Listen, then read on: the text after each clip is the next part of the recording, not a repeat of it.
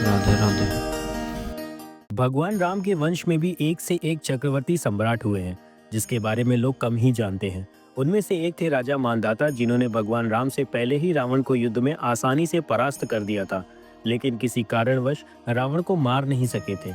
राजा मानधाता श्री राम के पूर्वज थे। उनका जन्म इक्ष्वाकु कुल में हुआ था। उनका जिक्र वाल्मीकि रामायण के उत्तरकांड में मिलता है। मानधाता सूर्यवंशी राजाओं में सबसे प्रसिद्ध चक्रवर्ती सम्राट माने जाते हैं। वे अपने पराक्रम, धर्मपरायणता और दानशीलता के लिए प्रसिद्ध थे। मानधाता के जन्म की कहानी भी बेहद दिलचस्प है। राजा मानधाता सूर्यवंश के राजा युवनाश्व के पुत्र थे।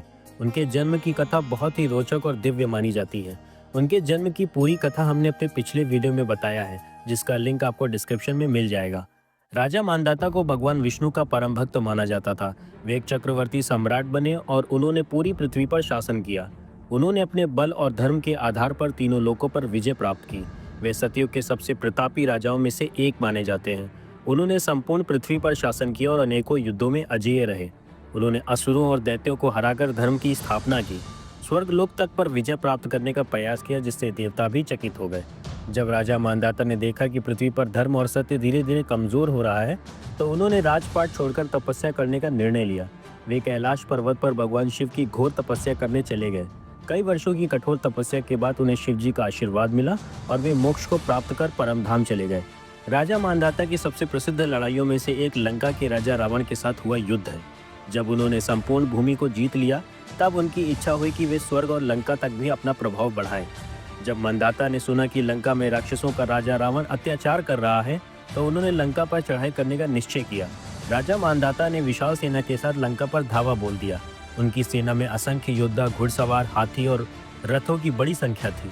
उन्होंने रावण को चुनौती दी कि यदि वह स्वयं को सबसे शक्तिशाली मानता है तो युद्ध करे। रावण भी क्रोधित हुआ और अपनी सेना के साथ युद्ध में उतरा। दोनों सेनाओं के बीच कई दिनों तक भयंकर युद्ध हुआ। मानधाता की पराक्रमी योद्धाओं ने राक्षसों की सेना को पराजित करना शुरू कर दिया। जब रावण युद्ध में कमजोर पड़ने लगा, तो उसने अपनी मायावी शक्तियों और ब्रह्मास्त्र का प्रयोग किया। रावण को ब्रह्मा जी का वरदान प्राप्त था, जिससे वह अमर था और युद्ध में अजेय बन जाता था। मानधाता ने अपनी वीरता और बल से रावण की सेना को हरा दिया, लेकिन रावण स्वयं अमर होने के कारण बच गया। जब युद्ध बहुत लंबा खींचने लगा, तो स्वयं ब्रह्मा जी ने हस्तक्षेप किया। उन्होंने मानधाता से कहा कि रावण को मारना संभव नहीं है, क्योंकि उसे ब्रह्मा का वरदान प्राप्त है।